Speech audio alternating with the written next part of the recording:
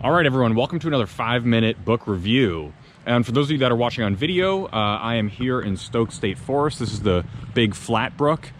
This is a great fly fishing river with a lot of access points if you are ever in the area in Sussex County, New Jersey. All right, so this book I just finished reading for the second time a couple months ago.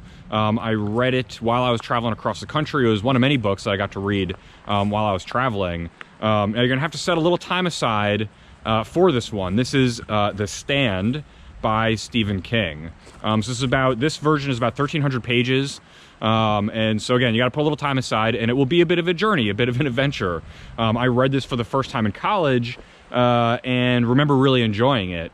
And so I picked it up again as I was traveling, and it turned out I sort of forgot how many parallels there are to things that are happening right now. So let me read the back cover to you real quick. It's a little hard to see. It's a little faded here from traveling around to like 15 different states. Okay.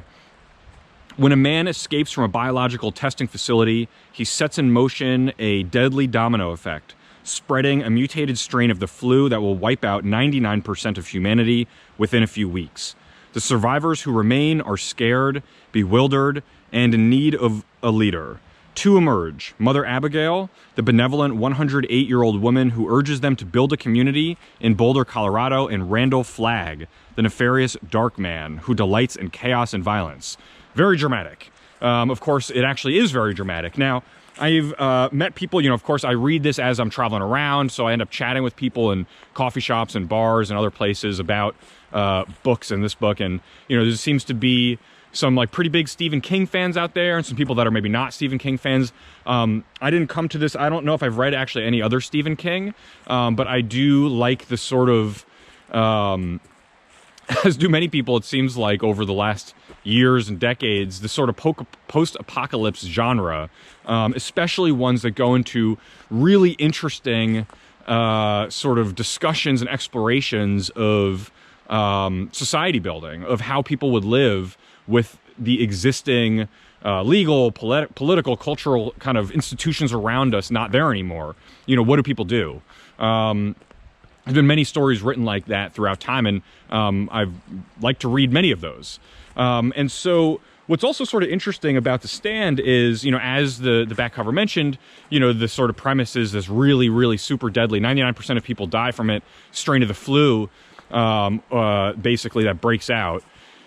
And obviously, after the last year and a half that most of us have experienced, you know, there are some kind of frightening and interesting parallels to a lot of that. Now, I studied some of this when I got my MPA in emergency management at John Jay College of Criminal Justice. You know, one of the case studies we did was of the 1918 flu and went into a lot of detail about that. I've always been interested in that, and unfortunately, I think it's probably something that we're going to have to deal with to some degree in sort of such an interconnected world, sort of biological risks and threats in the future, whether intentional or accidental or just through nature.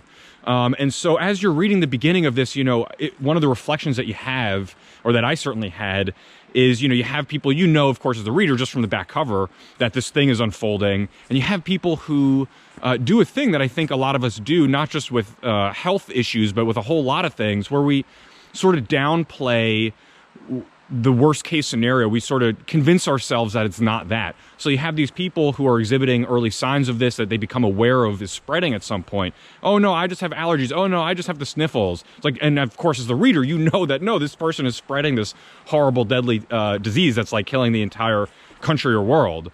And so, but I think it's an interesting reflection how the characters do this in the book is not unrealistic from how a lot of us do this in real life.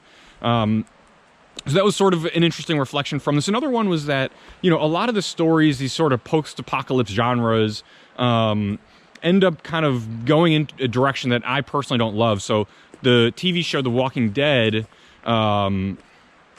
did this, or the version of it that was the TV show, where, you know, after a few seasons or so, I'm sure some people won't agree with this, but I thought it turned into like a little bit of a soap opera. You know, it's just like drama between characters, mostly just men and other characters who were just sort of like fighting for power or dominance, and it was just like, okay, this is kind of boring. I could just watch Planet Earth and, you know, see the same thing here. I want to see people grappling with, philosophical and moral concepts about how to live with other people and exploring those things. And they do that a lot in The Stand. The characters are built out in a lot of detail. There's a lot of interesting interplay between them. And some of the kind of community and society building stuff I thought was really interesting. And there's a lot of it in here. I found it, it's a little slow at a few times. You have to be committed to the whole story. There's some elements of the story that I actually didn't love, that I won't mention because I don't want to really give anything away here. But overall, I thought it was like a great world that Stephen King built in this. And as a reader, you get to explore it in a pretty interesting way. Again, that draws some kind of scary, but also interesting parallels to our own world and our own lives. So I would say it's definitely worth a read. You got to set aside some time to read it. But if you like this genre, or if you like Stephen King, my guess is you probably won't be disappointed. So thanks for joining me for another 5-minute book review. Let me know if you end up reading this and what you think. Hey everyone, Alex here. Thanks for joining me for this 5-minute book review. Hopefully I kept it close to 5 minutes. Now, if you're interested in exploring some of my other podcast episodes, part of Rethinking with Alex Torpy, you can check it out online at rethinkingwithalextorpy.com, on YouTube, Instagram TV, or wherever you listen to podcasts like Spotify, Stitcher, or Apple. If you like what you heard, please consider liking, subscribing, sharing with a friend, or leaving a positive review. And if you have any questions or comments or feedback, please feel free to reach out and get in touch. Thanks again.